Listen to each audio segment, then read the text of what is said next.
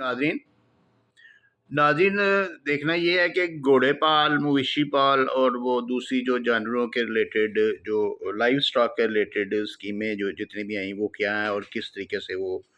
یعنی کہ وہ لانچ کی گئی اور ان کے کیا ملکیت ملی یا کیا خانہ کاش میں گئے یا کیا ہوا۔ یہ گھوڑے پال اسکیم جو ہے نا یہ بیسیکلی انگریزوں نے شروع کی تھی۔ جب انگریز ادھر آئے تھے تو انہوں نے اپنی فوج کے گھوڑوں کو جو ان کی حفاظت، ان کے چارے کے لیے جو ہے نا ان کو پالنے کے لیے بڑے بڑے لوگوں کو جو ان کے خدمت گار تھے ان کو زمینیں الاٹ کی اور انہوں نے کہا کہ آپ ان کے اوپر جو ہے نا وہ کاشتکاری کریں اور ہمارے گھوڑے جو ہے نا وہ پالیں تاکہ ہماری فوج جو ہے نا اس کو استعمال کر سکے ان کو، یعنی کہ فوج کی ضروریات کو پورا کرنے کے لیے یہ والا کام جو ہے نا کیا گیا تھا۔ یہ الاٹمنٹس کی گئی تھی اس وقت انگریزوں کے دور میں، اور اس کے بعد یہ ریپیل ہوتی گئی، یعنی کہ ختم ہوتی گئی۔ جس وقت آزادی ہوئی، پاکستان ہندوستان وغیرہ بن گئے، تو اس وقت یہ جو ہے نا مویشی پال گھوڑے پال اسکیمیں موجود نہیں تھیں۔ لیکن پھر 1960 کی دہائی میں جو ہے نا یہ کچھ اس کے ملتے ہیں کہ اس وقت ایک نوٹیفیکیشن جو ہے نا وہ مئی 1960 میں ہوا تھا، جس میں یہ جو ہے نا یہ ایک اسکیم بنائی گئی تھی۔ اور اس وقت جو ہے نا وہ گھوڑے پال کا مطلب یہ تھا کہ مویشی پال کا کہ جانور پالے جائیں۔ اس وقت فوج کے لیے گھوڑے نہیں پالنے تھے بلکہ لائف سٹاک کی حفاظت کے لیے،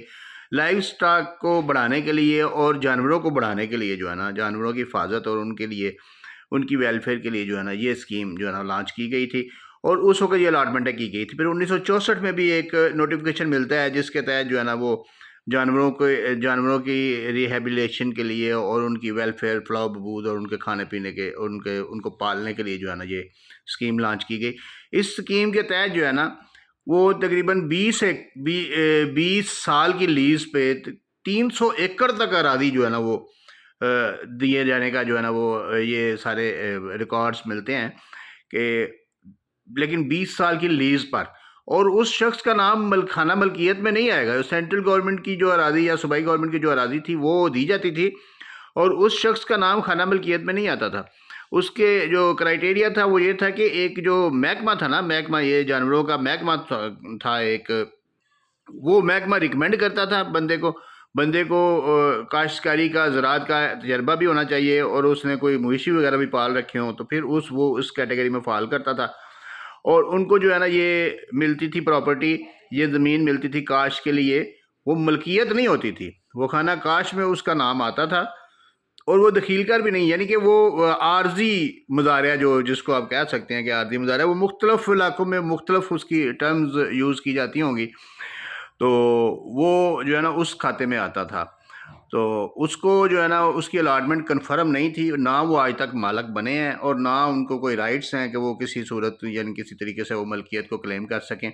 کیونکہ وہ لیز تھی 20 سال کی، اور 20 سال تو اب 64 کے بعد 84 میں ہی ختم ہو گئے، تو اس کے بعد وہ کوئی ایکسٹینشن کے بھی کوئی ریکارڈ نہیں ملتے کہ وہ ایکسٹینڈ ہوئی یا کیا بنا ان کا۔ لیکن وہ جن لوگوں کے پاس تھیں، اکثر ایسے لوگ ہیں جن کے پاس ابھی بھی وہ موجود ہیں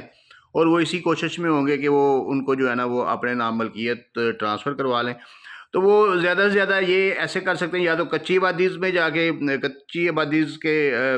اس کو فال کروا کے تو اس کو کر سکتے ہیں،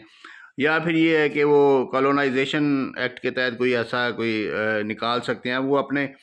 یعنی کہ کوئی ڈاکومنٹس کے حساب سے پھر وہ دیکھا جا سکتا ہے کہ ان کو کس طریقے سے کوئی ملکیت وغیرہ کلیم کر سکتے ہیں یا سوٹ فور ڈکلیریشن وغیرہ کر سکتے ہیں۔ باقی ادروائز کوئی قانون ان کی ملکیت کے لیے نہیں ہے، وہ لیز پہ تھے اور لیز ان کی ختم ہو چکی ہے، لیز ایکسٹینڈ نہیں ہوئی، اب وہ مالک نہیں ہیں تو نہ وہ اپنی ملکیت کلیم کر سکتے ہیں۔